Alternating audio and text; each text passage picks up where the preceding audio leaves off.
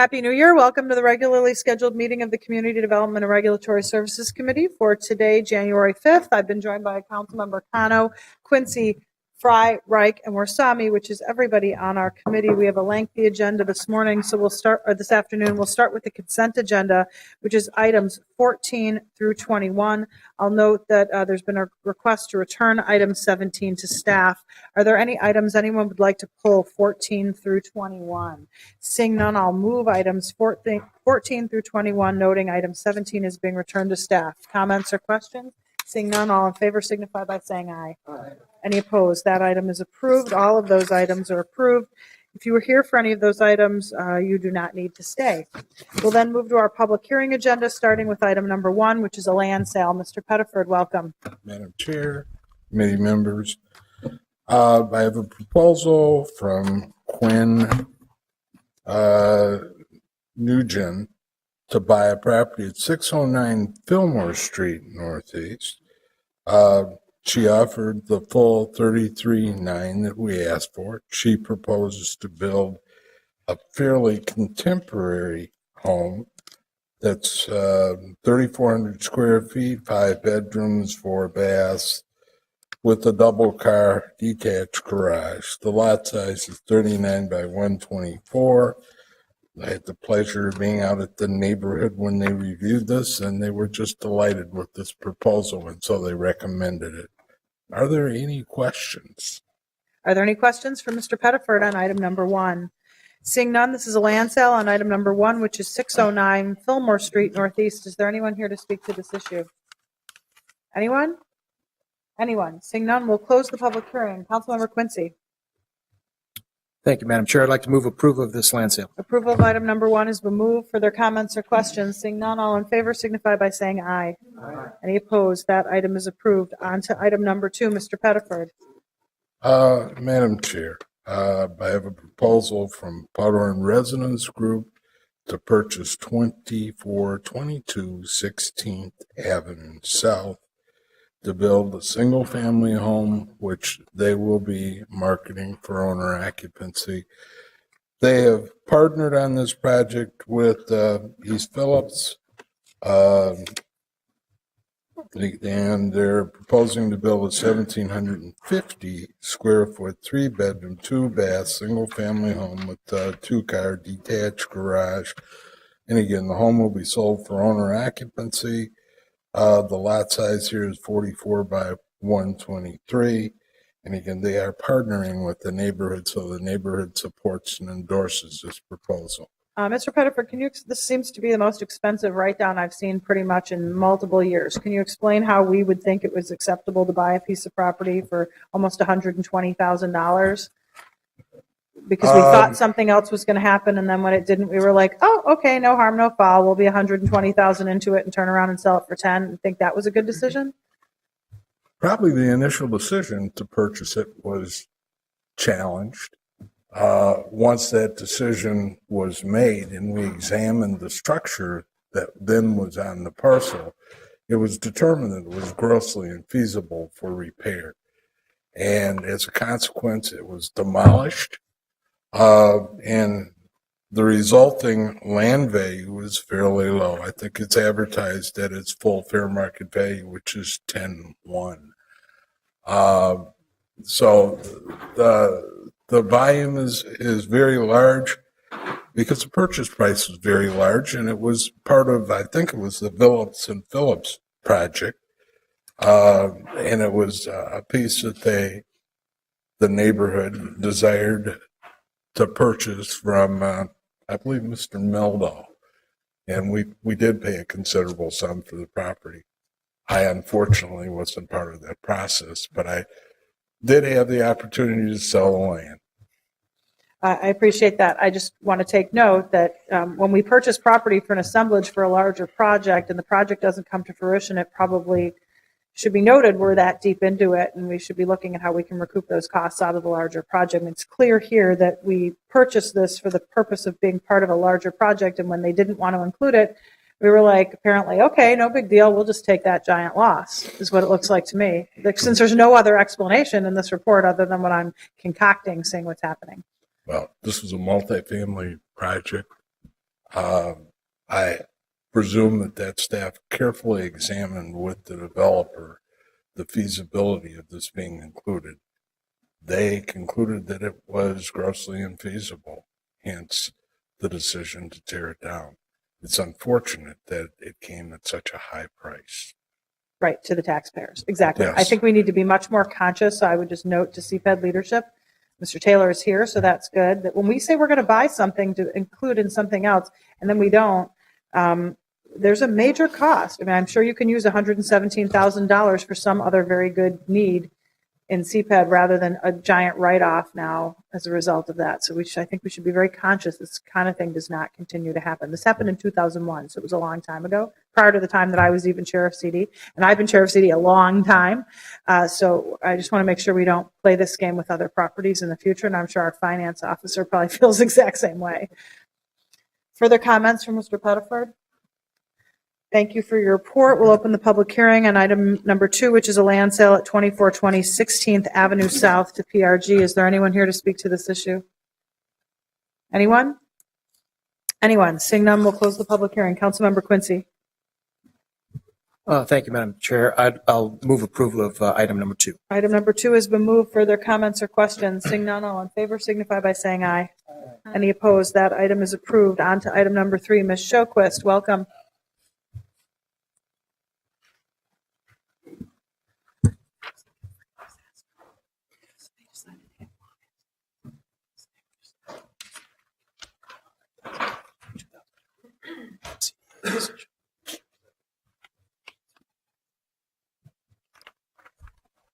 Good afternoon, Chair Goodman, members of the committee. I am before you today to request your consideration of the passage of the resolution authorizing the side yard program to sell certain side yard properties. The list includes 52 certain properties without identified buyers. The eligibility for inclusion on the side yard program property list is determined by the real estate disposition policy of the city. The properties that will be considered for this program include properties that may be buildable but have a very small frontage width or area. There are only 2 of those included on this list. The majority of the properties included on this list are of a regular size, that they don't allow for setbacks. They have conflicting land use, unsuitable soils, or needed for parking or open space for adjacent building, and are not served by an alley. And so therefore are unbuildable lots. And there may also be a side yard where adjacent lots are non-conforming, but there are currently none of those properties on this list. This public hearing is to address the sale of all of these properties at once rather than conducting individual hearings on all 52. Sale will be only to the adjacent property owners. When a buyer is identified, staff will proceed with the land sale closing without having to return to council for the approval of the specific purchaser. If there are more than one interested party, the lots will be split according by percentage of the size of the adjacent lots. And with that, I would be happy to take any questions. Thank you. Are there any questions for Ms. Shoquist on the side yard resolution? No.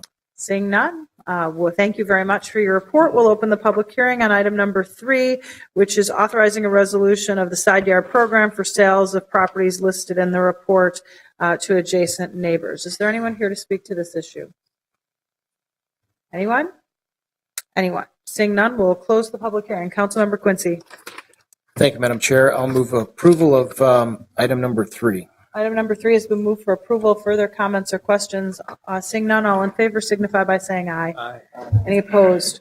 That item is approved. We'll move on to item number 4, which is a land sale at 33rd Street North. Casey, welcome. Thank you, Madam Chair, members of the committee. Before you today is a request to approve the land sale for the Nicollet Hotel Block at 33rd Street South to United Properties as the developer for $10.4 million. We're also requesting approval of the term sheet attached to the council report that staff would use to draft and execute the redevelopment contract with United Properties before we close. The Gateway project would consist of a 30 to 40-story mixed-use tower that would include ground floor retail, a full-service hotel, and residential apartments on the upper floors. United Properties has secured Greystar as the development partner, and they're one of the largest national residential developers in the nation. Additionally, part of the minimum improvements, the project would include 2 levels of underground parking, public plaza space, and a skyway connection going from the Gateway project to the Central Library. And then the Central Library, there would be another connection across Nicollet Mall from the library to Opus's pending project on the Ritz block, enabling the Gateway building to be connected to the rest of the system. In terms of timing, we expect to close on the sale within the next 18 months. We're recommending a total due diligence of period of 24 months in case there needs to be some extra time to close. So the developer, as it stands, would have 12 months to submit completed land use applications to the city. At that point, if those, for whatever reason, the city does not approve those land use applications, then the developer would back out, or the redevelopment contract would be canceled, and the city would retain $400,000 of the good faith deposit. And then, assuming we get through the land use approvals within that 12 months, we'd have another 6 months to close. And if for some reason that closing, there needs to be some extra time from that 18-month to the 24-month period, the developer would deposit an additional $400,000 with the city. And we think this time frame makes sense just based on the scope of the project, the mix of uses, and it's consistent with some other projects that are under development or have been developed downtown recently. And then I'll say that in terms of the Skyway connection, United Properties is currently in discussions with Hennepin County and Opus to secure those agreements. And so we've allowed a 6-month period for them to do so with no funds at risk. And so then, and we've already been having those initial discussions, and they're moving forward, so we're confident that will happen. And then, finally, I'll say that in terms of the, all along we've been working with the developer to ensure that this site accommodates a streetcar. The potential Nicollet Central line, it would traverse through the eastern half of the block, and there would be one station in the public plaza area, so the city would retain an easement. And that would add to the, the iconic feel of this block. And so we've been working diligently with their team to ensure, the structural integrity of the parking structure will support the streetcar, make sure there's room for that station and all the infrastructure that would go along with the streetcar. So I'm happy to answer any questions, and the developer's team is here as well. Are there any questions for staff on item number 4? Seeing none, thank you for your report. This is a public hearing, so anyone who wants to speak, including members of the development staff, the development team can feel free to step forward. This is a public hearing on item number 4, which is a land sale at 33rd Street North. Is there anyone here for this issue? Anyone? Anyone?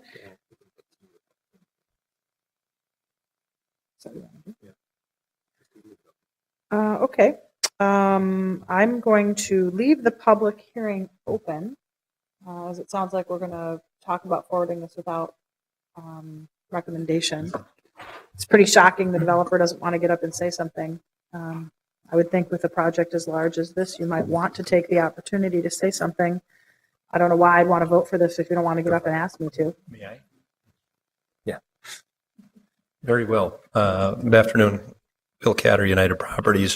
Everything that the staff has said here is accurate, and we have appreciated the staff's time over the last basically 10 months to get to the point of having a project that's ready to move forwards full speed. If you'll support our project, this project, it basically delivers on our initial promise to the city of Minneapolis to provide an iconic development project that is mixed use in nature with retail, hotel, and apartment all in the same basic structure. It also accommodates, as staff member Casey identified, a streetcar system through the site, and provides generally skyway connectivity through the rest of downtown. We really think the main aspects of this development are an iconic structure, a significant scale, a luxury hotel, and an enlivenment of this side of downtown Minneapolis. We think it's critical that this block get redeveloped in this manner in order to change the continued evolution and pace of development on this side of downtown. So we think we're fulfilling the promise we made when you initially selected us, and I'll stay out here for any other questions that you may have of me. Okay, are there any questions or comments? Sounds like for the public hearing portion there are not. Okay. Thank you. Is there anyone else here from the United Properties team who wants to say something? No? Okay. I'm going to go ahead and close the public hearing because I don't want to leave it open for the council meeting. And I think committee business should be handled in committee. So I'm going to go ahead and close the public hearing. Councilmember Frye. Thank you, Madam Chair. First, I will be moving to forward this item without recommendation, and I will explain why. The history of this parcel is extensive. I called this parcel the sexiest one in the entire city, and for very good reason. It's the linkage from the Mississippi River, not just to our downtown, but to the entire western half of our country. This parcel deserves a building as well as a public realm that is emblematic of something spectacular. And when we selected United Properties, the vision that was portrayed was impressive. As is often the case with an RFP process, given market conditions, given the loss of a residential developer, the gain of a residential developer, the loss of a hotel manager, the gain of a hotel manager, things change. And at this point in time, we have a building as well as a public realm component that is quite simply not there yet. So what we will be doing is forwarding this item without recommendation to the full council. And in the interim, we will be working to secure all necessary items within the term sheet so that the development, so that the term sheet itself has within it a prerequisite of a beautiful, iconic project.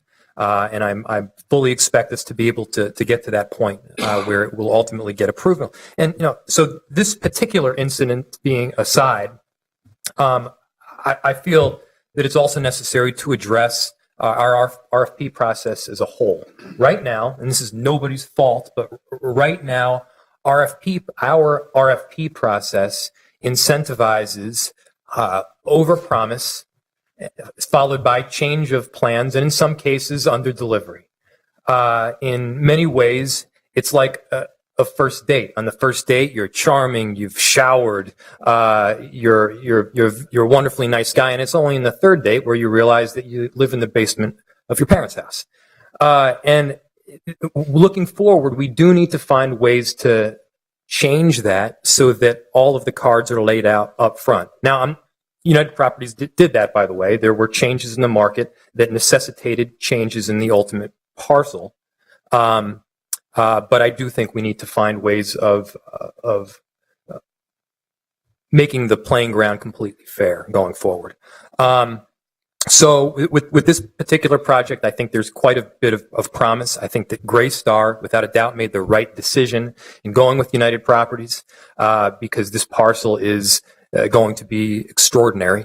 And I thank our staff for the year's worth of work, as well as United Properties and the architecture firm for working with us as well. And while we're not ready to say yes at this point, I think we can get to something at a solid way of moving forward by next Friday in the council meeting. So I move to forward this item without recommendation. Are there further comments or questions? I'm going to make a few comments about this. I will say in my almost 18 years of working on the council, I probably spent 10 years working to get this property ready for redevelopment. So I agree with Councilmember Frye that this is a critical location within the city and requires something of a significant a significant project to go on this location. But I'll note that our priorities were to have a mixed-use project with hotel and housing and underground parking, what this project has. We also had a request for a total cost of development or a total price of development over $160 million, which this project has.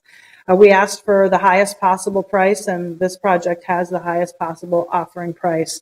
We asked that the project be streetcar ready, and this project is, for the most part, streetcar ready, and we asked for an iconic design.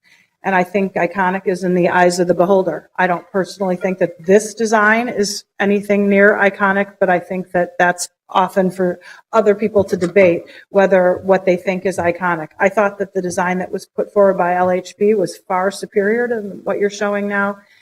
So there is a disappointment in the look of the design, in particular the massing on Hennepin Avenue. But I do take a little bit of issue, and Councilmember Fry knows this, with regard to the RFP process. The RFP process laid out 5 things that they were supposed to meet, and they've met basically every one of the 5 things other than the question about the design.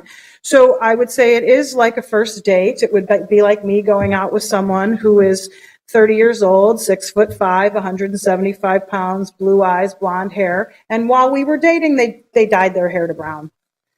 Not as much as I'd like the blonde, I'd like the brown. But, you know, that part changed. And what it says is they're still 6'5", they still weigh 175 pounds, they still have blue eyes, it's still a man. And the bottom line is they changed their hair color. Things change in an entire year of working on development. And I think so I can make an analogy just like anyone else can, that this is not the design that most of us would like to see. I think United Properties and their architects have heard that. It sounds like it's not the design that we're going to approve, and we're not approving that today. But every other part of this project, the mixed of uses, the total development cost, the price that they're paying for the land, the streetcar readiness, are all here in this project. And so if we can fix the design, that would be great. And I support Councilmember Fry's motion, and I also support his attempt to try to elevate the design to something more like what we saw during the RFP. I don't want to be in a position where people say this was a bait and switch. You promised us this design and now it's something completely different, but I don't think the design is the single most important thing. Councilmember. Thank you, Madam Chair. Councilmember Goodman and I do weigh certain aspects of projects differently, I believe. Councilmember Goodman puts more emphasis on the price, whereas in this case, I'm putting more emphasis on the design and the importance of this particular parcel. That being said, I also wanted to add that the particular pretty pictures, or not pretty pictures, depending on how you look at that were published in many papers this morning, were simply massing studies. So when you have a massing architectural drawing, that is significantly different from the final beautiful version that you'll ultimately get. So that is an important distinction that I know the architects would certainly want me to make, and that is a distinction that I think will certainly come to light in the coming weeks. We're going to get a project that is as sexy as this parcel deserves, and I'm looking forward to working on it. Further comments or questions on Councilmember Fry's motion to move forward item 4 without recommendation? Seeing none, all in favor signify by saying aye. Aye. Any opposed? That item is approved. We'll then move on to item number 5. Ms. Grossen, welcome. Madam Chair Goodman and council members, I'm Beth Grossen, the CPAD project coordinator for Near North, including Bassett Creek Valley. The issue before you is to adopt a redevelopment plan for an area of about 7.5 acres near 2nd Avenue North and Van Wyck Memorial Boulevard. The city owns several parcels in this area already as a result of the Van Wyck Road and Bridge project. Adoption of the plan will allow the city to facilitate redevelopment, including acquisition as well as the sale of property in this area. There is interest by one property owner to voluntarily sell property to the city. This privately owned property that's adjacent to other city parcels is one of the reasons for developing this plan. We have received public comments from the Harrison Neighborhood Association relating to the plan. There have also been recent discussions with HNA, the Bassett Creek Valley Rock, and the Bryn Mawr Neighborhood Association for some land use modifications in the area related to the Bottineau Station area planning for the Van Wyck Station at Highway 55. Some of the comments I've received for this plan more directly relate to that matter, which will be coming to the City Council in coming months. Over 50 residents endorsed the Harrison position, which I will read as follows. The Harrison Neighborhood Association believes the upcoming redevelopment proposal for 2nd Avenue and Van Wyck Memorial Bridge area should consist of the following. Harrison is not an extension of downtown or the North Loop and does not want a downtown feel. Industrial zoning of any type is unacceptable. New development height should be limited to 5 stories. Harrison supports mixed-use development. Any new housing development should include at least 30% affordable housing. Employment opportunity should serve Harrison residents, and Harrison would like to maintain green space along Bassett Creek according to the Bassett Creek Master Plan. CPAD staff plan to issue an RFP to solicit proposals for redevelopment later this year if we can acquire this other private property. The neighborhood and ROC will be involved in developing the RFP and help advise on the selection of a preferred proposal. A recommendation for granting exclusive development rights will, of course, be brought back to this committee after that community process. I'm available to address any questions. Ms. Grossen, obviously I know a lot about this. It's also been about 20 years of my life working on this. Is there any property in this location that has any residential structures on it now? No. So it would be incorrect to say that Harrison stands with the neighborhoods in demanding that all residents given current right of refusal in new housing that might displace them, since none of this area has any housing on it now, correct? That is correct. Okay. And with regard to zoning, the zoning would not allow a high-rise or a tower taller than high-rise, correct? It's a mix of industrial zone. That is correct. So the zoning wouldn't allow a high-rise, correct? Yes. Okay. So I think there's a little bit of an exaggeration of the concern in this area. There's no residents in this location now. There's not any residents even remotely near this location now. And it has industrial zoning, which the neighbors don't want, and we're trying to change. That is largely correct. However, the property west of Van Wyck is currently zoned R5, but that's the area that I'm suggesting would go toward more of a mixed use and perhaps have less housing and more of the possibility of commercial. Right, and so that gets to the issue of we demand 30% of the units be affordable, but none of the land is even zoned residential. So all three of these demands are things that have nothing to do with what's happening in this action. Is that correct? That is correct. Okay. Councilmember Kano. Yeah. Is there anybody from Harrison? Yeah, there are 3 people here to speak. Okay. Are they going to be allowed to? As soon as the public hearing is open, but we're asking staff questions now. Okay. I just wanted to double check. Thank you. I'm pretty clear on how to run the public hearing. Thank you for your advice. Are there any other questions for staff? Great. Thank you for that report. We'll open up the public hearing, which is on item number 5, which is a resolution approving the redevelopment plan to facilitate the redevelopment of the 7.5 acres as noted in the report. I have 3 people who have signed up to speak. You must be Tom. No, my name is Richard Panzeroni. You're number 2. Okay, you can speak first. I am a long-term resident of the North Side. I've lived there since 1980. I've seen the neighborhood go from bad to worse, and now it's improving. I'd like to see that continue. I think when people think of the North Side, they think of bad things. There's a lot of good people living on the North Side. I've gotten to know many of them. We used to have a large supermarket and 2 gas stations in our neighborhood. They've closed up. They're gone now. All the jobs have been lost. I'm very concerned about this redevelopment plan on Van Wyck Memorial Boulevard and 2nd Avenue. I really feel like the residents of the Harrison Neighborhood Association, Bryn Mawr, and the North Side should have a sufficient amount of input as to what's done within this redevelopment plan. I'm concerned about jobs. I'm concerned about any type of businesses that could provide jobs for the residents.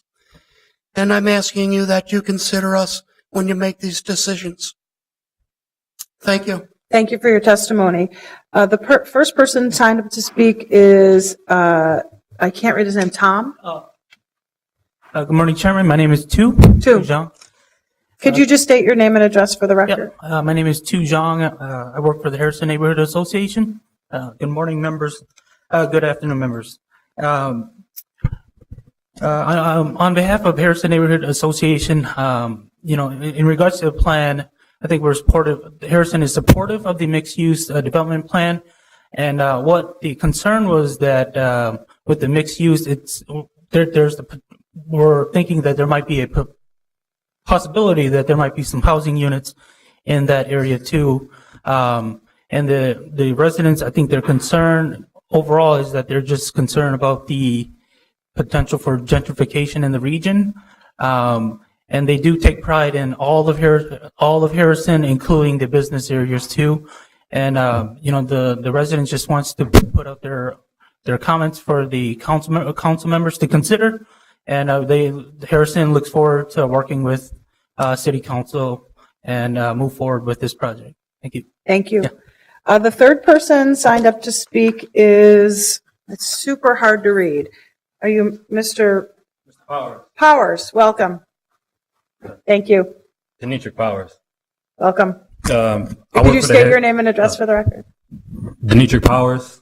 I work for the Harrison Neighborhood Association, but I've also lived in Harrison Neighborhood the last 14 years of my life. I grew up there. Harrison Neighborhood is an environmental justice community with 65% of the residents, people of color, 70% of the community are renters, 40% of that community are people that under the age of 25, 17% are disabilities.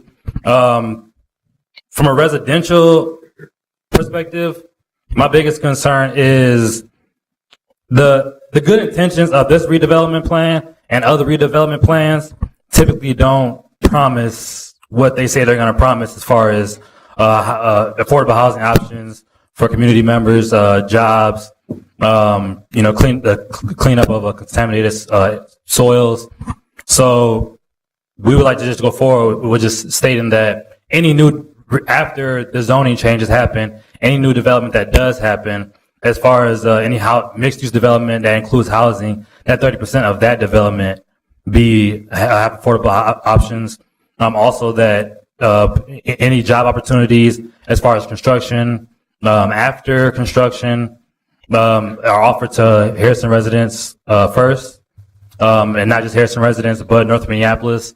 There hasn't been any investment in North Minneapolis that has actually benefited any North Minneapolis residents in my entire life at 24 years. And I think this is a very good opportunity for the city of Minneapolis to clean up some of the gaps that are already present. Thank you. Thank you for your testimony. Is there anyone else here to speak to this issue? Anyone? Anyone? Seeing none, I'll close the public hearing. Anyone have anything they'd like to comment on? Councilmember Cano? Thank you, Madam Chair. I'm going to vote no on this issue today, and mostly because I don't appreciate coming to the committee and having these issues be presented without any background in terms of how the staff have worked with the community to address some of the concerns. I value the voices of the residents a lot. I am very aware of the issues of gentrification that are coming up in our communities, especially around development projects. So I just wanted to thank the residents for coming here, for letting me know about your concerns. And if there's any way I can support you moving forward, please let me know. Councilmember Reich. Thank you, Madam Chair. I think it's a very fortunate thing that's happened today. We have the community coming out full force demanding more affordable housing and how that should be part of the mix of our redevelopment efforts. And they're very fortunate that the area is represented by someone who's the top practitioner and champion towards affordable housing production, not just championing it, but actually producing it. So I see a very happy coincidence today of a leader and a community calling for the same thing.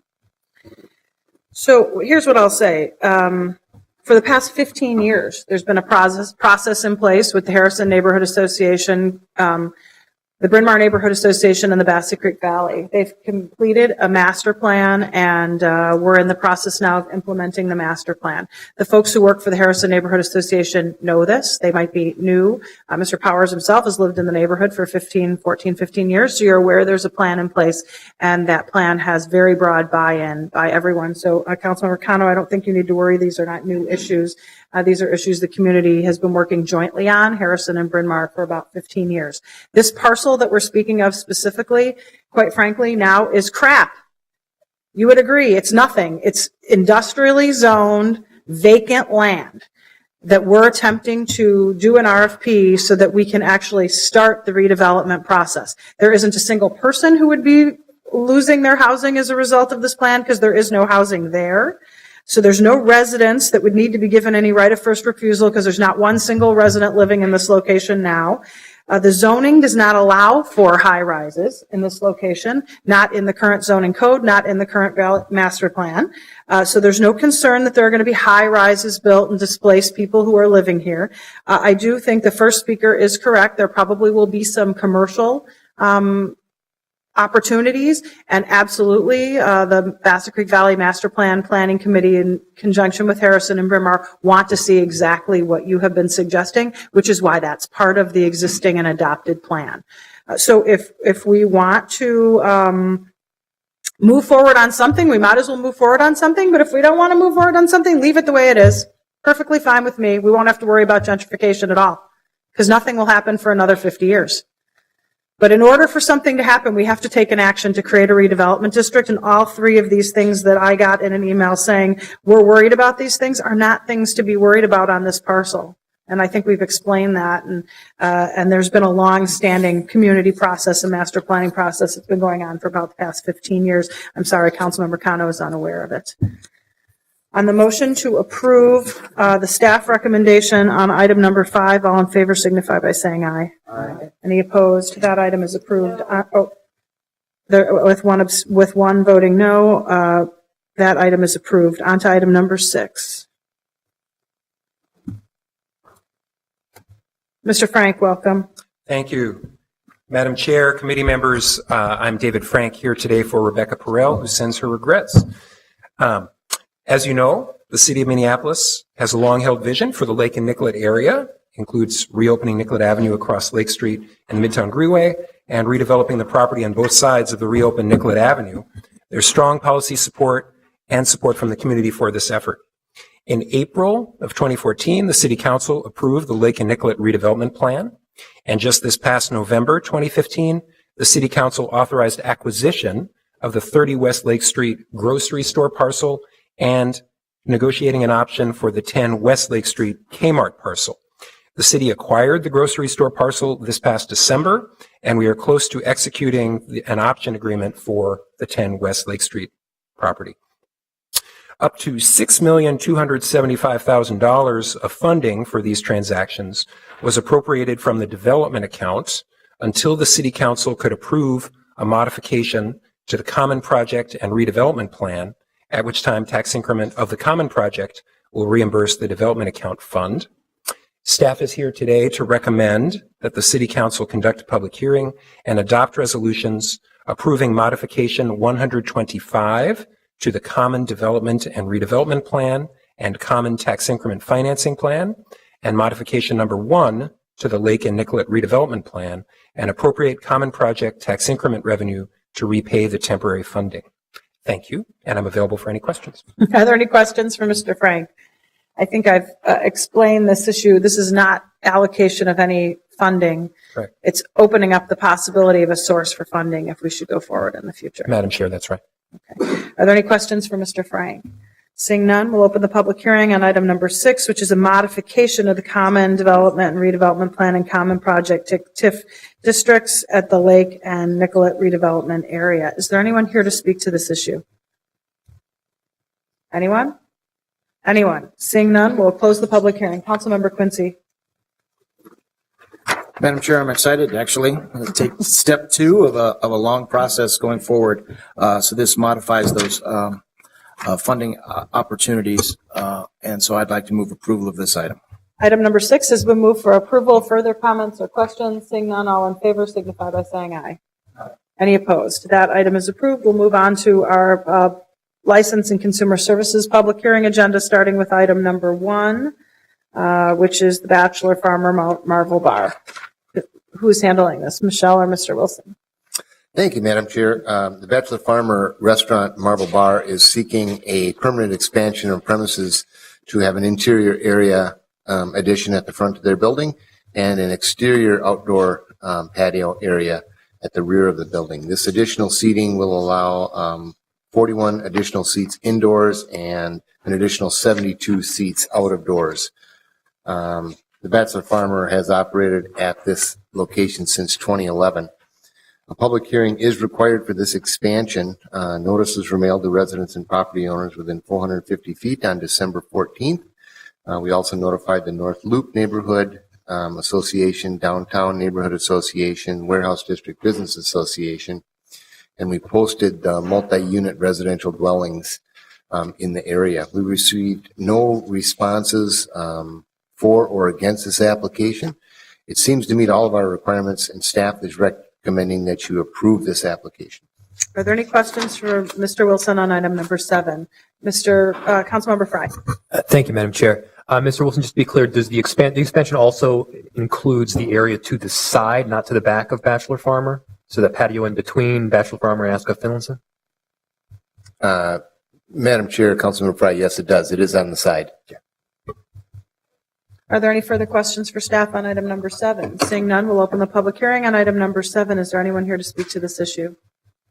Anyone? Anyone? Seeing none, we'll close the public hearing. Councilmember Frye. Thank you, Madam Chair. I will happily move approval of this item. It's something I'm really excited about. Bachelor Farmer has been at Marvel Bar and Ascot Finlayson have really been wonderful neighbors and community members for several years now. And the expansion to include that alleyway in between is a really beautiful addition. So I'm happy to support this as well as the upgraded license. On the motion to approve, all in favor signify by saying aye. Aye. Any opposed? That item is approved. On to item number 8, Black Sheep Pizza. Mr. Wilson. Madam Chair, the Black Sheep Coal-Fired Pizza at 600 Washington Avenue North is seeking a license upgrade. They would like to upgrade their license, which is currently in wine and strong beer license Class E, to a full on-sale liquor with Sunday sales Class E license. No other change is requested in this application. The food service and premises will be the same as it is now. A public hearing is required for this upgrade. 221 notices were mailed to residents and property owners within 450 feet. On December 23rd, we notified the neighborhood association and business associations in the area. We received one response from our notification process, and that response was in support of the application. The First Precinct Police Department has conducted a security review with the applicant for their license upgrade, and that has been completed. They meet all of our requirements, and we are recommending approval of this application. Are there any questions for Mr. Wilson on item number 8? Seeing none, this is a public hearing on item number 8 for a license upgrade for Black Sheep Pizza. Is there anyone here to speak to this issue? Anyone? Anyone? Seeing none, we'll close the public hearing. Councilmember Frye. Thank you, Madam Chair. Happy to move approval for another great North Loop institution. Further comments and questions? Seeing none, all in favor signify by saying aye. Aye. Any opposed? That item is approved. We'll move on to item number 9, Blaze Pizza. Mr. Wilson. Thank you, Madam Chair. We have a restaurant known as Blaze Pizza. Legal entity is Team DHW LLC, and they have a pizza restaurant at 1000 Washington Avenue Southeast. They have operated at that location since November 15th. They are asking to, for the first time, get an on-sale wine and strong beer license to accompany their restaurant license. They have interior seating for 64 persons, no exterior seating at this location. Their common hours are Sunday through Thursday to 10 p.m. and Friday and Saturday till 1 a.m. This is in the Wahoo development on Washington Southeast in Stadium Village near the University of Minnesota campus. Blaze Pizza is a casual restaurant specializing in serving fresh individual-sized pizzas in addition to pizza. Blaze offers salads, desserts, and other beverages. Public hearing is required. Notices were mailed to property owners and residents within 600 feet of the main door. We received one response from that mailing, and that was in support. Staff's recommendation is that you approve this application. Are there any questions for Mr. Wilson on item number 9? Seeing none, we'll open the public hearing on item number 9, which is a new license at 1000 Washington Avenue Southeast. Is there anyone here to speak to this issue? Anyone? Anyone? Seeing none, we'll close the public hearing. Councilmember Fry. Thank you, Madam Chair. We'll also move approval of this item. Item number 9 has been moved for approval. All in favor signify by saying aye. Aye. Any opposed? On to item number 10. Mr. Wilson. Thank you, Madam Chair. Lucid Brewing LLC, doing business as Inbound Brew Co., is seeking an on-sale liquor license for a tap room associated with a brewery, and an off-sale malt liquor license for growler sales, and a sidewalk cafe license at 701 North 5th Street. This will be an establishment that has a tap room with a seating capacity of 182 persons on the interior and 20 seats on a exterior sidewalk cafe. They anticipate to have daily hours of operation from 11 in the morning till 12 midnight, 7 days a week. Principal owners of this new business are Eric Bierman and John Messier. The manager of Inbound Brew Co. will be John Messier, and he has been operating the Lucid Brewing Company in Minnetonka since 2011. The Class B license does allow live entertainment, and they will occasionally offer live entertainment on evenings and weekends. Public hearing is required because no liquor license has ever been held at this site. 35 notices were mailed to the residents and property owners within 450 feet. We notified the North Loop Neighborhood Association and the Downtown Minneapolis Neighborhood Association and the Warehouse District Business Association. We received no response from this application, from the notification process for this application. A security review has been completed by the Minneapolis Police Department's first precinct, and they seem to meet all of our requirements, and we are recommending that you approve this application. Are there any questions for staff on item number 10? Seeing none, we'll open the public hearing on item number 10, which is a new license at 701 5th Street North. Is there anyone here to speak to this issue? Anyone? Anyone? Oh, great. Come on up, state your name and address for the record. Good afternoon, Council. Thanks for having us. My name is John Messier. I'm one of the owners and founders of Lucid Brewing. We're excited about this project.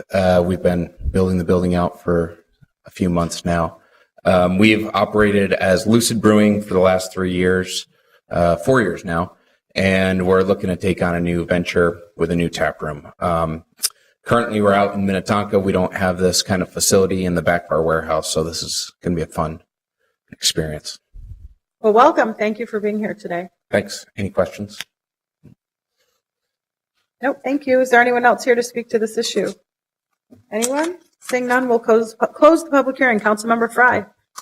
Thank you, Madam Chair. Happy to move approval of this item as well. And if there were any shortage of opportunities to get a drink in North Loop, which there clearly not, this will add to them. We're really thrilled to have you guys.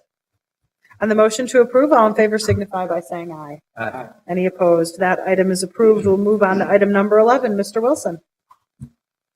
Thank you, Madam Chair. Item 11 is a application by Mayfair Holdings LLC.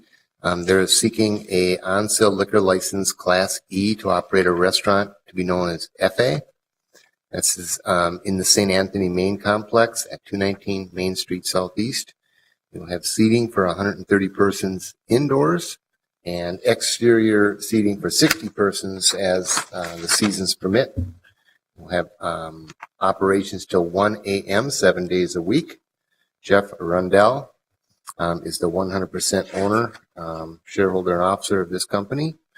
FA will serve fresh Mexican cuisine along with other items 7 days a week. They will also feature brunch on Saturdays and Sundays. Public hearing is required. 27 public hearing notices were mailed to the property owners and residents within 600 feet of the main door of this establishment. We also notified the Marcy Homes Neighborhood Association. We received 2 responses from our public hearing notification process. Both the responses were in support of the application. And staff find that they meet all of the requirements and are recommending that you approve this application. Are there any questions for Mr. Wilson on item number 11? Seeing none, we'll open the public hearing on item number 11, which is a new proprietor for 219 Main Street Southeast, FA. Is there anyone here to speak to this issue? Please step forward, state your name and address for the record. Yeah, I'm Jeff Arundel, Mayfair Holdings LLC, and I just want to point out that I also own and operate the Astor Cafe. Appreciate your consideration. Thank you for being here today. Thanks. Is anyone else here to speak to this issue? Seeing none, we'll close the public hearing. Councilmember Fry. Thank you, Madam Chair. This is obviously a really big day for new, small, and local businesses in the 3rd Ward. My girlfriend, who happens to be a natural blonde, has been asking for a Mexican restaurant and within walking distance of where we live for the last couple of years. So while I don't deserve any credit on this one, I will take it, at least with respect to her. So thank you. We're really happy to have you. I move approval of this item. On the motion to approve, all in favor signify by saying aye. Aye. Any opposed? That item is approved. We'll come to our last licenses and consumer services item. Mr. Wilson, Loring Corners. Thank you, Madam Chair. D'Amico Catering LLC has applied for a rental hall license, and rental hall licenses do require a public hearing since one has not been issued at this address before. So this will be the Loring Corners Event Center, 1629 Hennepin. They will be operating, depending on the event, up until 2 a.m., 7 days a week. A public hearing is required for this application, and we did notify residents and property owners within 300 feet of the premises on December 21st. We also notified the Loring Park Neighborhood Association and any 1605 Hennepin and others multi-unit buildings were hand posted. We received no responses from that mailing process. We find that they meet all of our requirements for a rental hall license, and staff recommends that you approve it. Are there any questions for staff? Seeing none, we'll open the public hearing on item number 12, which is a new license at 1629 Hennepin Avenue. Is there anyone here to speak to this issue? Please step forward, state your name and address for the record. Yes, Barb Schultz. I opened actually Lurcott on Loring Park, and we love that neighborhood and really want to be a part of this. Thank you for considering. Thank you for being here today. Is there anyone else who would like to speak to this issue? Seeing none, I'll close the public hearing and move approval. I'll note I have had the opportunity to go through the space. It is just beautiful on the historic Fox block across the street from the Basilica. Just the perfect location for weddings and events, especially events in the Loring Park neighborhood. It's a huge and wonderful addition to the neighborhood. I'm ecstatic about it. So I will happily move approval. Further comments or questions? Seeing none, all in favor signify by saying aye. Any opposed? That item is approved. I just wanted to see if Ms. who is doing the report on item number 22? Ms. Calvert? Yeah, I'm going to go ahead and take item number 22 before the quasi-judicial public hearing so you don't have to sit around. So we're going to take up item number 22, which is, for our information, a discussion item, and then we'll move on to the quasi-judicial public hearing.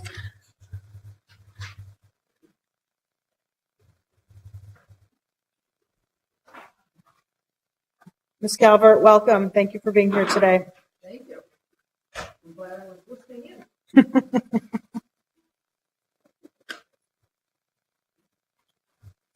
Madam Chair, members of the committee, in case you don't know, I'm Calvert from the CPED department, here today to recommend a process that we're kind of excited about as a way to move the Upper Harbor Terminal a step forward towards redevelopment.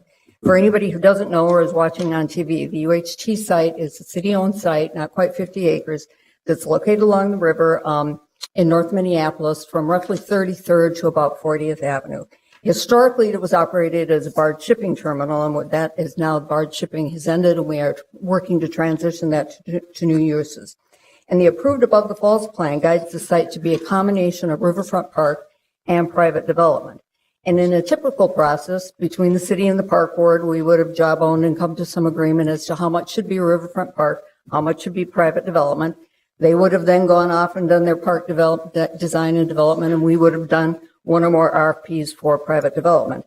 But in this case, there were a couple of factors that made that kind of challenging. One is there's a collection of historic buildings on this, or buildings that have been determined to be eligible for historic designation on the site, and not knowing what future those may or may not have was affecting our park planning, and where the park boundary might go. And we felt we needed private development expertise on that. Secondly, there's pretty much general agreement. We want some sort of destination in addition to the parkway and the trails along the river. We want some sort of destination along the riverfront that will bring people into the area and start changing its identity. And that might be a special park feature, might be a private concession that's on park board land as a tenant, think a restaurant, a boat rental place or something like that. Both of those would need enough room in the park boundary in order to be feasible and successful. Or it might be a private development, or it might be a combination of all of those. And that was another case where we felt like we needed some private development input in order to be wise and make good decisions on that. So what we're proposing to do is, instead of doing the typical process, that we would do a request for qualifications, or RFQ, where we'd select a developer based on their capacity and experience as developers. And we want somebody who has a track record of kind of doing the high quality, innovative, neat sorts of development projects that we envision on this site. Once we have, and we would be focusing, by the way, on a first phase that would be roughly the northern half of the site. Once the developer is selected, then we would offer them, after approval by the city council, would offer them exclusive rights to work with the city and with the park board if they agree with the selection of the developer, and with the community to come up with an integrated plan that would be both the private development and the park.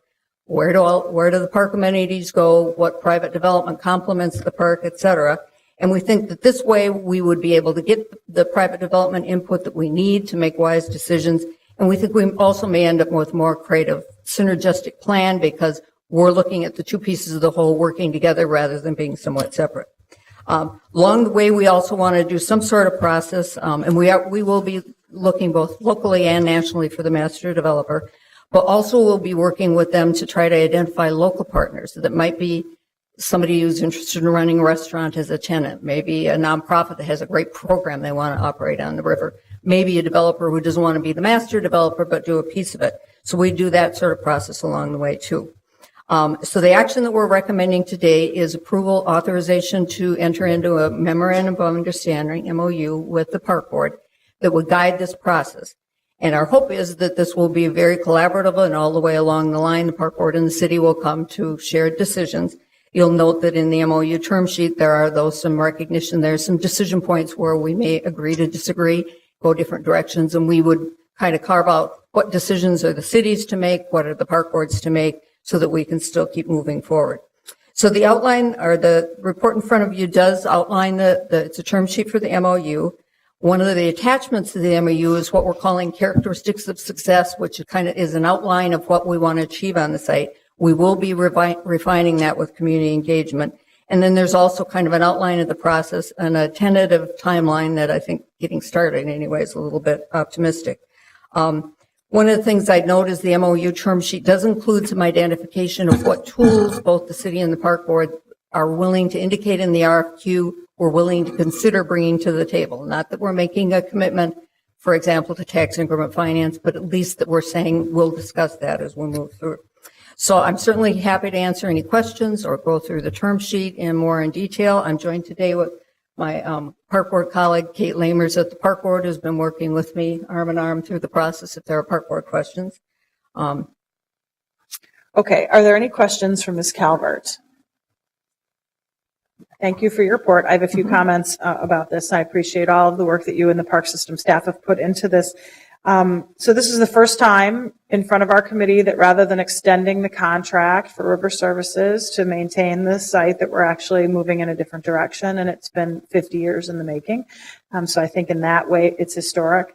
I do want to note that the city has set out many, many times to do really amazing historic things like the Bassett Creek Valley redevelopment or Kmart at Lake Street, and we're 20 years into it and haven't seen a lot of success. So I think it's important for government and its partners to dream big and note that there's a lot of expectations surrounding this, about that it might take a little longer than we think, or it might happen right away. We just don't know, and we won't know until we try. I think that in many ways, this is really unique because it's a partnership between the city and the park system itself, rather than the city saying, here's our land, and by the way, maybe we'll let you have some parks in it. It's really acknowledged the fact that having park amenities and access to the riverfront are what make the land suitable for development and enhance the ability to develop the area because of the park amenities that will be there. And so the partnership between the park system and the city is really important, because no one wants to do anything unless those two things are joined together. I just want to note that Councilmember Johnson, Councilmember Reich, and I have spent a good amount of time going over the details of this term sheet and have spent a lot of years hoping to get to this point. They're both here today and I'm sure have comments to make. And then I especially want to thank our staff for the exhibit with regard to the characteristics of success. We're very much in a performance measurement mode at the city, and I think that this really lays out there how we would view success, noting that the number one way we would note it is if there was a first-class regional park that serves North Minneapolis and the region as a whole in this location, and that there would be similar and significant high-quality private development as our top two priorities. And it lists a whole bunch of other priorities as well, and hopefully we'll be able to meet as many of the 9 that are identified as possible. But I'm really thrilled that we're not yet talking about an extension of river services or what kind of loss they're willing to take and how we're willing to share it, which has been the characteristic of every conversation regarding the Upper Harbor Terminal in all the years I've been here. So congratulations to you and the Park Board staff. I realize it's a tiny step, but in many ways it's a tiny step that says a lot. Councilmember Reich, followed by Councilmember Johnson. Thank you, Madam Chair. I think you very well articulated some of the high points of what we have before us. You know, it is a turning point, and I think this is a recognition that we don't excuse ourselves from challenges or become overly wishful just because we want to see a big opportunity come to fruition. Let's be as thoughtful we can in terms of the framework that lets us move forward, knowing it's not going to be easy. It will take some time. There will be many challenges, and to really get the outcome we want, we're going to have to be mindful of those challenges and not excuse ourselves from them or ignore them or wish them away. I really think this is a very sophisticated model, and I think one of the things that it also allows us to do, it puts us in a position to do this incrementally well as well. That might be a way we go about it. It might not. We don't know. But if there was ever a way to position ourselves to do something incrementally, but also get a bigger vision, this really tees that up as well. And in terms of having a partnership, I think we've very thoughtfully invited our partners to the table in a real meaningful way. But for those who really care about the city's interest, we are in the driver's seat, and we will remain so moving forward. I think that's an important upfront way to be a good partner. But to know that I think we really had said, moving forward, we're shoulder to shoulder on this one, and that will make it, as Councilmember Goodman very well articulated, that's what will make a great project, that partnership. Council President Johnson, welcome. Thank you, Madam Chair. I am celebrating this day. You know, I heed the caution in things taking time, but, you know, as I look at the time that I've spent involved in river projects, I mean, in one person's life, it's in the life of a city, it's nothing. And so, you know, this proposal is going to take advantage, and I really like the idea of us kind of focusing on the northern end, because at the northern end of our site is just a couple properties away from North Mississippi Regional Park, you know, which was a struggle to get established as a regional park. The Met Council didn't want to have it happen because it wasn't big enough, not enough land, and it happened. We worked on it and it happened, and it's a marvelous facility. It took a while for people to find it and use it, but they use it in great numbers now. And then as I think back on actually putting a shovel in the ground on the roadway between Hennepin Avenue and Plymouth Avenue, now the James I. Rice Parkway, that was not that terribly long ago a rail yard that now is a lovely park amenity, a new neighborhood in our city, 2 new housing developments in that area, right adjacent to the river, and then all of the development behind it. Brand new development and redevelopment of existing historic structures. So I'm not going to be extremely patient. I think we'll find that this development will come along because of the value of the riverfront and the recognition of the changes that are going on in the riverfront. Closing of the locks. That's just a huge historic step. It's going to make a big difference in knowing what the future of those parcels are and what, can happen there. So I look forward to working with the park board on this initiative. I think it's going to be a fantastic partnership and, just offers us the next step in redeveloping our riverfront, which, again, in the life of the city, we have made huge progress. And I attribute a lot of it to Ms. Calvert, who's been involved with Central Riverfront over the years and now this project. So it's just going to be fantastic. So thank you for all the staff work on this, everybody that's worked on it. I see people from the Mississippi Riverfront Partnership are here. Thank you for the work. 2 great articles about the work they've been doing with the watershed on what are going to be the changes in the river because of the closing of the locks, and then the great work on the historic part of the riverfront trail. So there's a lot of people that have worked on this a very long time, and I think we'll see progress, maybe not rapidly, but substantially. So thank you. Further comments or questions? Seeing none, on the chair's motion to approve item number 2 is directed by staff. All in favor signify by say aye. Aye. Any opposed? That item is approved. We'll then move on to our final item on the agenda today, which is item number 13. It's a quasi-judicial public hearing, and quasi-judicial public hearings are chaired by Councilmember Fry. So I'll turn the chair over to Councilmember Fry. Thank you, Madam Chair. We have one item, which is number 13 on the agenda for today, which is dealing with a rental dwelling license revocation. Several addresses under ownership of Mahmoud Khan, and is considering revocation of rental licenses for the 42 properties listed in the staff report. And here to speak, take it away. Good afternoon, Madam Chair and committee members. The respondent, Mahmoud Khan, is the owner of 50 residential rental properties in the city of Minneapolis. He currently holds a rental dwelling license for 42 properties. On June 14, 2010, a revocation action occurred for the property located at 3223 Bryant Avenue North, per Minneapolis Code of Ordinances 244-1910, Section 3, as there were 2 incidences of illegal occupancy of the basement of the property. Mr. Khan appealed the revocation action, and a hearing occurred before Administrative Hearing Officer Fabian Hoffner. Mr. Hoffner concluded that Mr. Khan had twice violated the city's code by allowing tenants to use the basement unit as a bedroom and recommended that the license be revoked. On October 22, 2010, the City Council adopted Mr. Hoffner's recommendation. Mr. Khan appealed that revocation action to the Minnesota Court of Appeals. The court upheld the City Council's decision to revoke.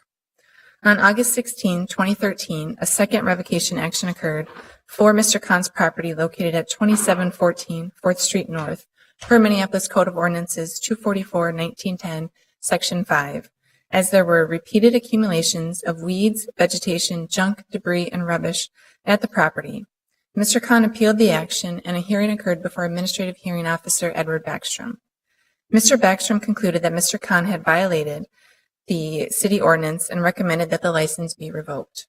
On February 21, 2014, the City Council adopted Mr. Backstrom's recommendation. Mr. Khan appealed that decision to the Minnesota Court of Appeals, and the Court of Appeals held up the City Council's decision to revoke.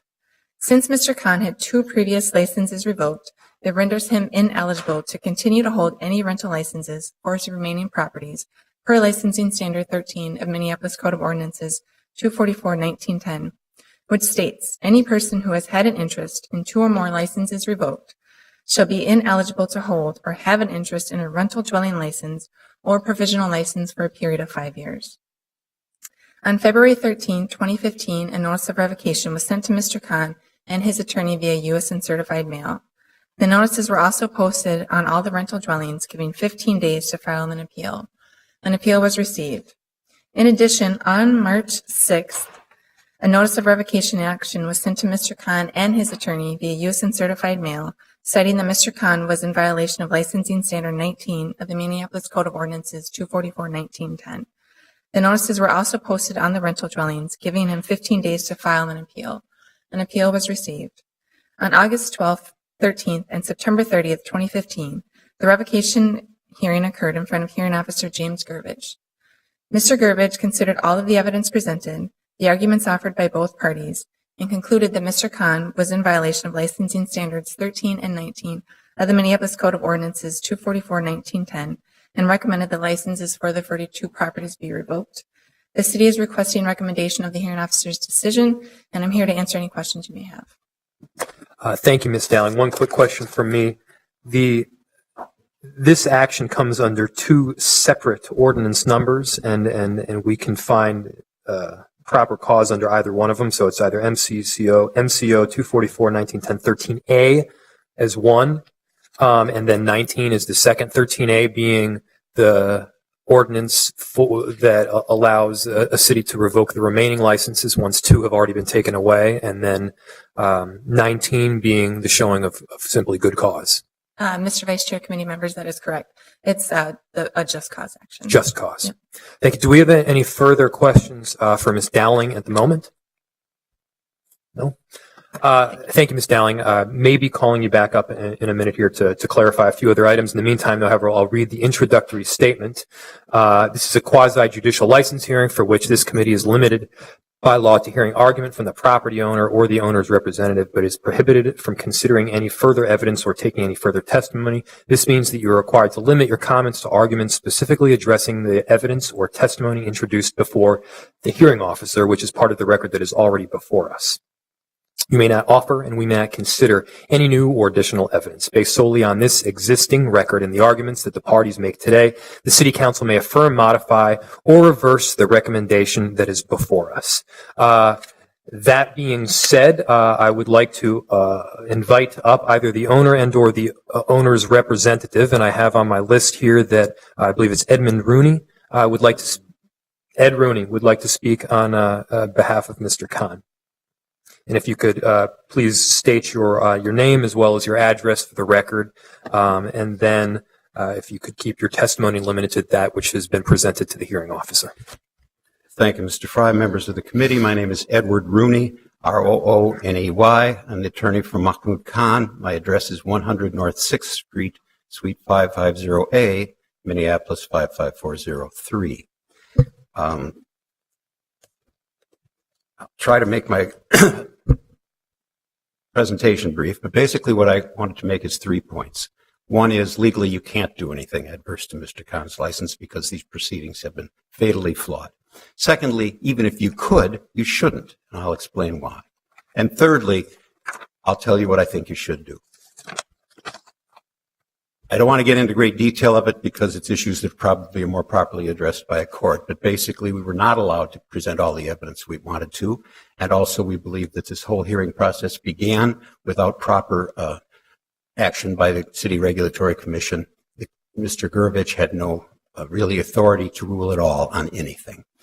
Also, I will tell you that we're aware of the Section 13 of the Code and Ordinance about 2 revocations.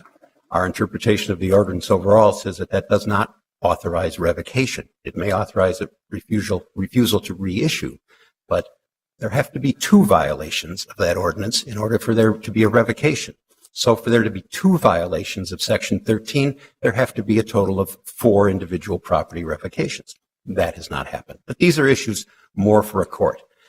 But I think the fundamental problem that we've had with the city here and with Mr. Gurvich's hearing officer, and the reason he refused to let us present all of the evidence that we should have been allowed to present, is that the city wants, and Mr. Gurvich agreed, that this is a dispute that should be decided solely under the City of Minneapolis Code of Ordinances.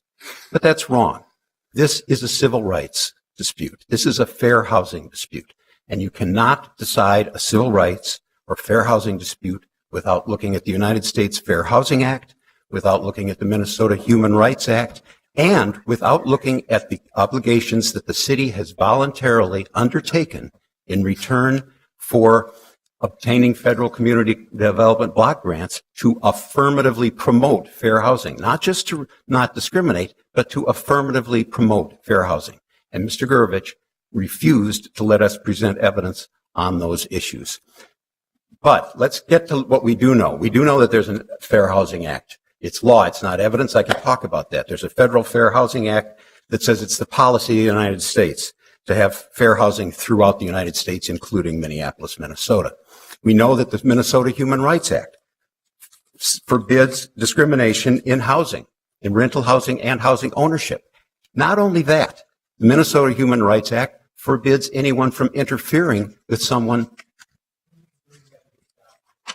Yes. If I could stop you for 1 second here, is it your contention that what we are deciding on today is whether the Fair Housing Act or some other anti-discrimination act is what we are to be evaluating? You should. Well, legally, is that your contention? It's my contention that the Fair Housing Act is the law of the land and applies to every action of every governmental body. I understand that's in the your United States. contention, sir, but are you saying that that's what we should be adjudicating in today's hearing? How can you not, as acting as a government authority under the authority of the U.S.? All right, you may continue. Okay, but okay, so that's the legal landscape that we're in. But let's look at the factual landscape, just at the record. Well, we also, I guess we should know, because Mr. Gurovich refused to let me present evidence as to the dire shortage of affordable fair housing in Minneapolis. Mr. Rooney, the fact that Mr. Gurovich refused to allow you to present testimony at the previous hearing is certainly a subject matter that you can take up with the court subsequent to now, but by law, we are barred from considering evidence that wasn't presented to the hearing officer previously. True enough. But tribunals can take judicial notice of non-disputed facts, and I don't think there's any dispute, if anyone's read the newspapers for the last year, that there's a shortage of affordable housing. Whether it's a disputed or a non-disputed fact, it has to have been presented previously. Okay, well, these are matters of evidence that you can certainly take up in a subsequent time. We have evidence in the record acknowledging that there's a shortage of affordable rental housing in Minneapolis. We have evidence in the record acknowledging that our homeless shelters are full. Here's what we also have in the record. We know that over 90% of Mr. Khan's tenants are members of protected classes for purposes of housing discrimination, whether that's racial, national origin, religion, family status, disability. Mr. Khan testified. He went through a spreadsheet of all of his tenants and showed for the record that over 90% of them are members of protected classes. That certainly bears on application of the non-discrimination. Mr. Rooney, I'm sorry, these are still matters of state and federal law, and regardless of the legitimacy of your claims, I don't think this council here is equipped to be adjudicating these issues. So do you have arguments that are relevant to statute, to ordinances, either 244-19-10-13A or 244-19-10-19?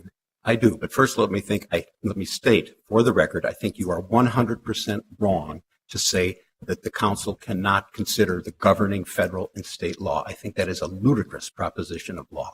The city of Minneapolis is bound by the Minnesota Human Rights Act.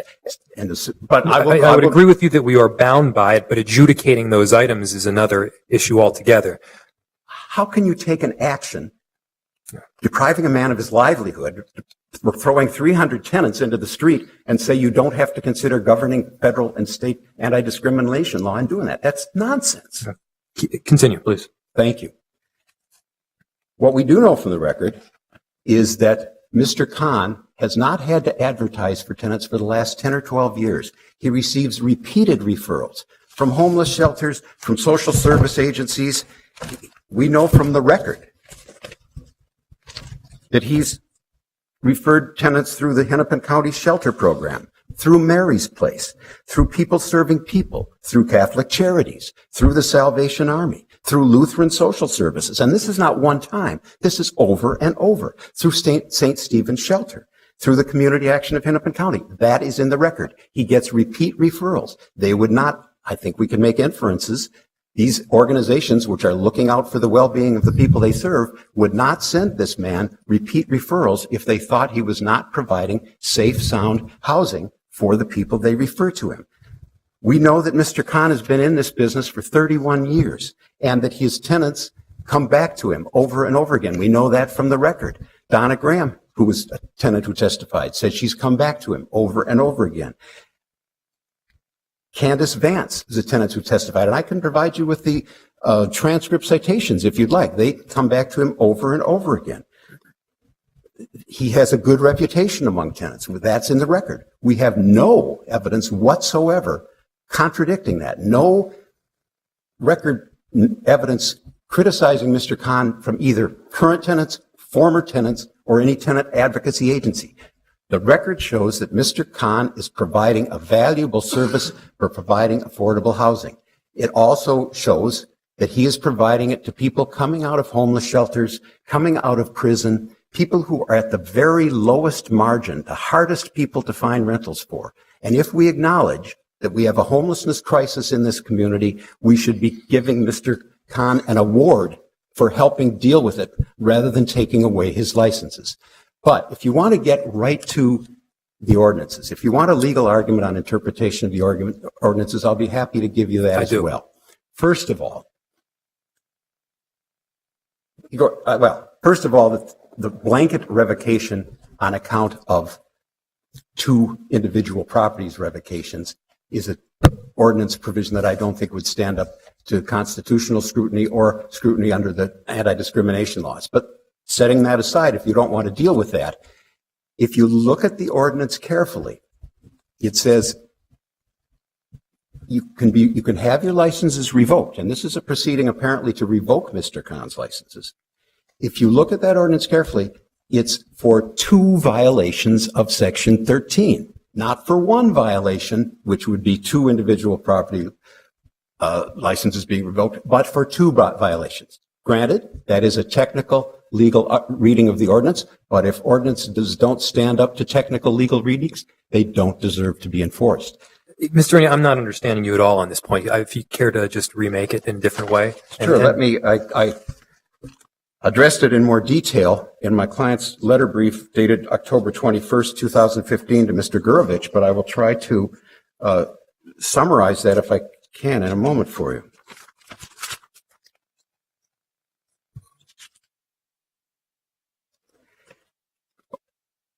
Okay, Minneapolis Code of Ordinance 244.1910 sets forth numerous eligibility conditions for rental housing license, and it states at its subdivision A13A, any person who has had an interest in 2 or more licenses revoked pursuant to this article or canceled pursuant to another section, or a combination of revocations or cancellations, shall be ineligible to hold or have an interest in rental dwelling licenses or provisional licenses for a period of 5 years.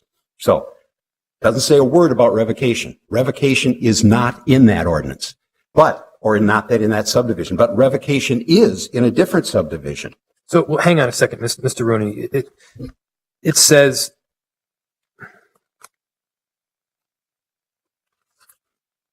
okay.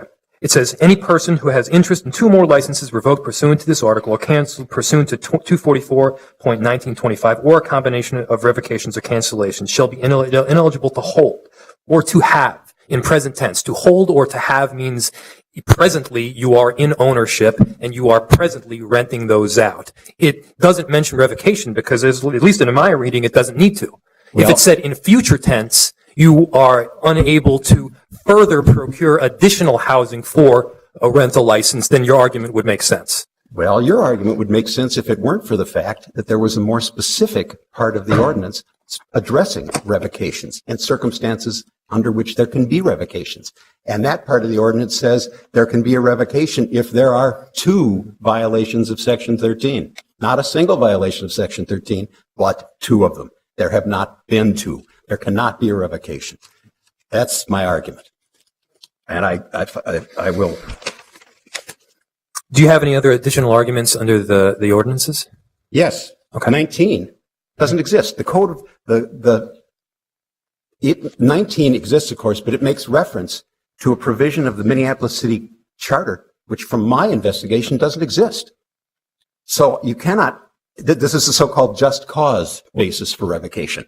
I can't find a provision in the Minneapolis City Charter, current one. There was one back in 2001, but the city charter has been amended since then. And I don't know whether it was inadvertently or intentionally, but it appears to me that that so-called just cause revocation of licenses is no longer a part of the Minneapolis City Charter, and therefore the ordinance can't be used. Okay, so it's your contention that MCO 244-1910-19 can't be utilized at all. Is that what you're saying? That it provides no basis for a revocation. I understand. Do you have any additional points? Yes, I'm sorry. Any other what? Do you have any additional points regarding the ordinance?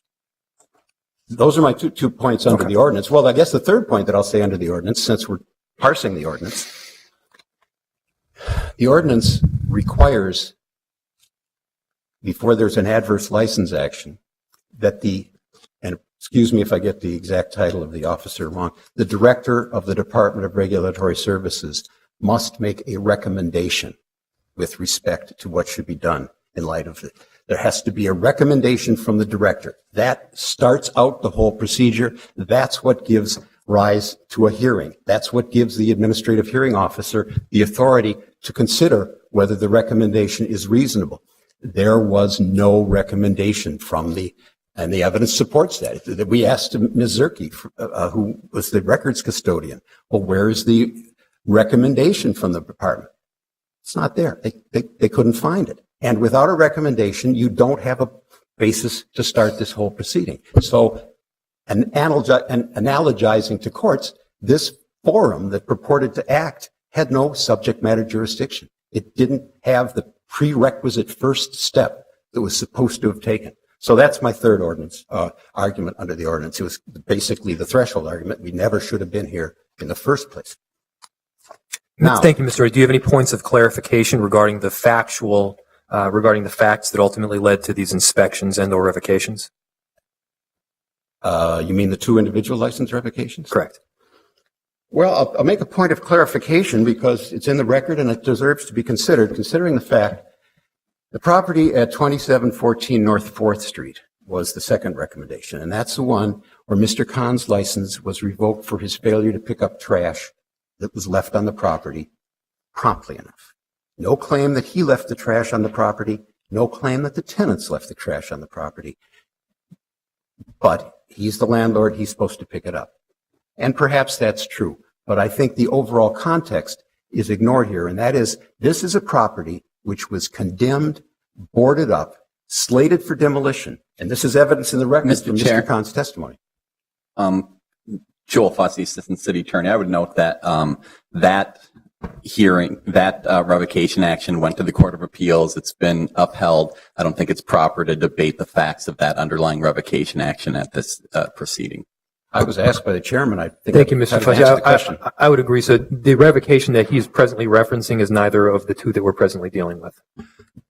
Well, Mr. Chair, stated another way, the two previous revocations have run their course. They've been vested. Those records are closed. It's the fact that there have been two revocations that are at issue here today. I don't think it's proper to reopen or reconsider the facts that led to those two revocations that are before you today. Oh, that's a good point.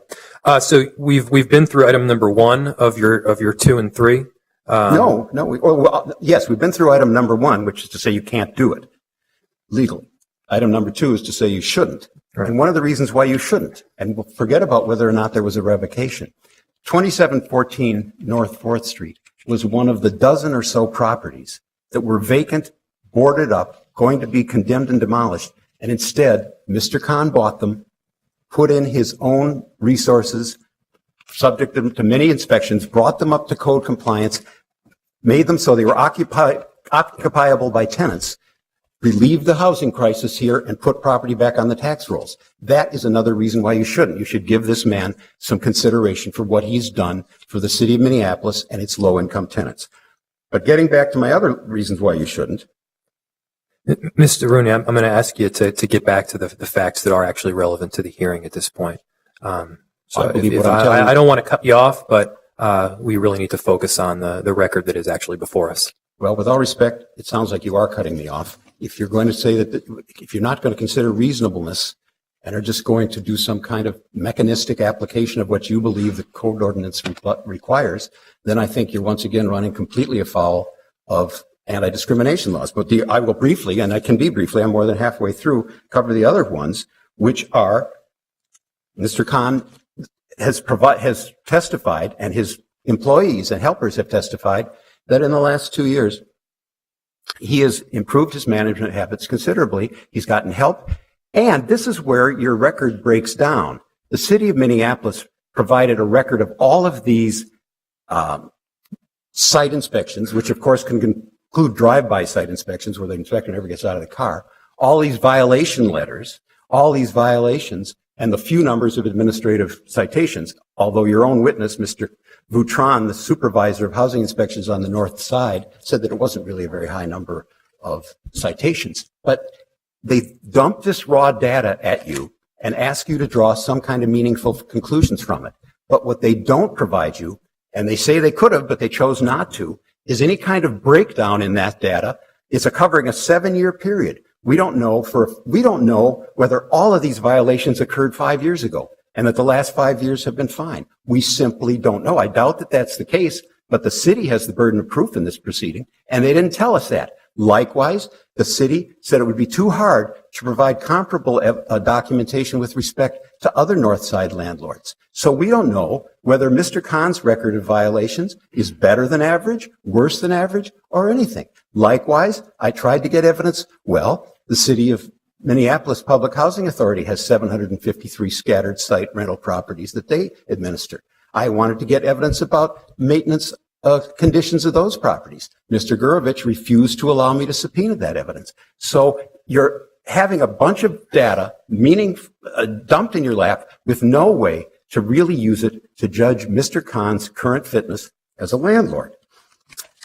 I will tell you, and it's in the record, Mr. Khan's properties have twice been put on your problem properties unit, and both times he has cooperated with the city inspections department to get them off. The first time they got all off. Mr. Rooney, I really do appreciate your testimony on this, and I don't wish to cut you off. But your present version goes well beyond what we are permitted to consider at this moment. And in fact, I would actually call on our city attorney just to please reiterate what we are presently allowed to consider.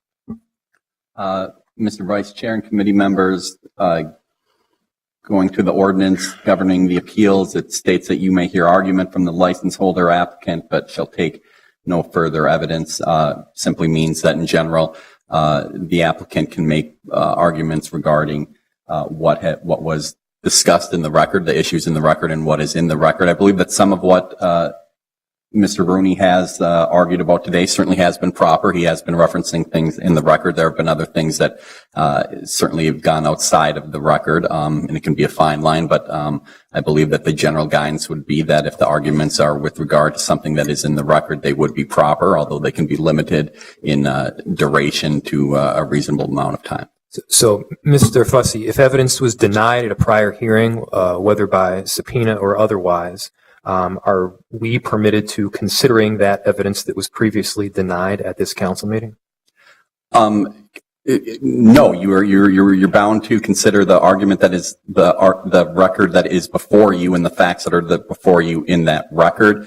I guess it's theoretical that you could reverse the hearing officer's determinations on those evidentiary issues. However, I don't think that's practical, and I think that each side had opportunities to argue regarding admissibility, and they will have opportunities in further legal proceedings to renew those arguments. But what's before you today needs to be focused upon what was admitted into the record. Thank you. Two brief points. Please. Finishing up. Please. First, well, these are two items in the record. First of all, many of the records that the city presented show that many of Mr. Khan's licensed properties have few, if any, violations, and some have a lot. That would suggest that it's conditions at those properties, whether it's the neighborhood, the tenants, or the neighbors, rather than any lax maintenance problems on Mr. Khan's part. Because if Mr. Khan was poorly maintaining his properties, you'd expect him to poorly maintain all of them. The other thing we know from the testimony of a city employee is that there is no requirement, there is no upper limit in the city rental housing license ordinance as to any number of site visits, violation letters, violations, or administrative citations that a licensee can have that somehow disqualifies him from continuing to hold a license. So we have a situation where if Mr. Khan was issued 3,551 violations, but 61 administrative citations, that meant for 3,490 of them, he promptly took care of them. The others, he disagreed with the city, and maybe those were resolved in his favor afterwards. So that's section 2, except I will say, and I believe I must say for the record, if your city attorney is telling you that you cannot consider the governing civil rights laws of either the state of Minnesota or the United States of America in deciding what to do with Mr. Khan's licenses, I submit to you you're getting bad legal advice. But Rather than continuing this litigation, which is what will happen if there's any adverse action taken against Mr. Khan's license, Mr. Khan has been at this for 30 years, 31 years. He'll be 63 years old next month. He spends 80 hours a week doing this. This is in the record. He is getting tired of it. He's looking for a way out, whether that involves, and I know the city is looking to have more owner-occupied properties in North Minneapolis. If we can sit down and work something out, or if he can divest himself of some of his properties, if they're going to remain rentals, I think he's perfectly prepared to litigate if he has to. But my suggestion to you is that you recommend to the city council that it just do a, 60-day hold on any adverse action until Mr. Khan and city authorities can sit down and see what can be worked out. And thank you very much for your patience. Thank you for your time, Mr. Rooney. Before I open it up to questions and comments by my fellow council members, Mr. Shookman and/or council, do you have anything additional that you'd like to add or clarify as far as what was just presented? Mr. Vice Chair, Noah Shuckman, Interim Director of Regulatory Services.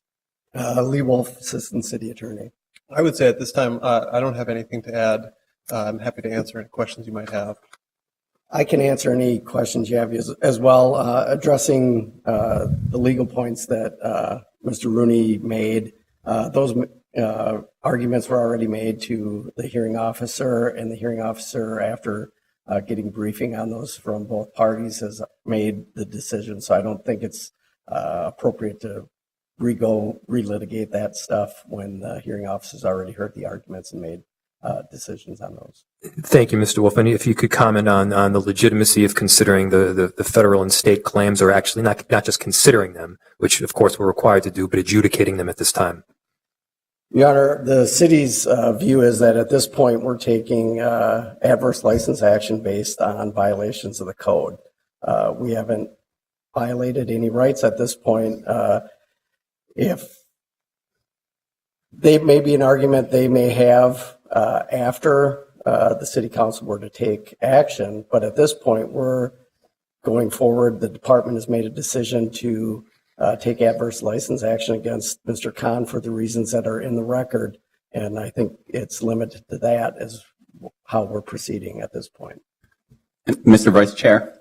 Yes, Mr. Fuss. I would like to add, in addition to what Mr. Wolf said, that the city is certainly very familiar with the requirements of the Fair Housing Act and the anti-discrimination laws and statutes and requirements, and specifically with regard to rental housing and these sorts of issues. We've litigated them in the past successfully. We would expect to do so again in this case, and in general, we believe that this action furthers the goal of fair housing. Thank you, Mr. Fussy. Thank you. So I am going to go ahead and move the staff recommendation, which is the revocation of rental licenses for the 42 properties listed in the staff report. And before I give my comments, do any of my colleagues wish to speak to the item? Councilmember Reich? Thank you, Mr. Chair. I just want to make one observation. I think it's imperative that when we have clear parameters of how to proceed with something, that deviating would be the civil rights abuse. That would be capricious, no matter how good the argument, good actors doing good things, even if we assume that were true. However persuasive in terms of emotional appeal to why we would go to extraneous considerations for the matter before us, that would be a deviation. I think that would be actually more harmful to the process of fair housing in the long run. And so I'm glad that we were able to focus on what we had before you, and really commend you as a chair to keep us focused. Thanks. Thank you, Council Member. Before I take the vote, I'll comment just briefly. The property summaries that we've been looking at and reviewing, they show that the properties have generated 1,390 requests for service from the department, requiring a total of 2,246 site visits by the housing inspectors. The site visits resulted in 1,016 violation letters being sent to the owner, listing 3,550 violations at the property. Mr. Khan was issued 61 administrative citations for work that had not been completed in the time frame set out by the department. 32 of Mr. Khan's 42 licensed properties were in the department's abate list when the department reviewed Mr. Khan's properties. 357 rubbish disorders, 258 grass and shrub orders. In the last 2 years, 52 warning letters were for dirty solid waste collection sites were issued on Mr. Khan's properties, with 41 build cleanups being completed by Minneapolis Division of Solid Waste and Recycling. And I can go on. That's just a small portion. The amount of staff time, money spent, and effort that has been given simply to deal with this one property owner's parcels has been extensive, to say the least. And it detracts not just from the neighborhood, the surrounding neighbors, and the rights of the property owners to live in completely habitable and up to par conditions, but it also detracts from our city's resources in carrying out their inspection services in the rest of Minneapolis. So with that, I will move the staff recommendation, which is to revoke. All those in approval, please say aye. Aye. All those opposed, please say no. And that motion has passed. Councilmember Goodman. Thank you, Mr. Vice Chair. There are no items in front of us remaining on our agenda that have not been heard today. Are there further comments or questions? Seeing none, the committee will stand adjourned.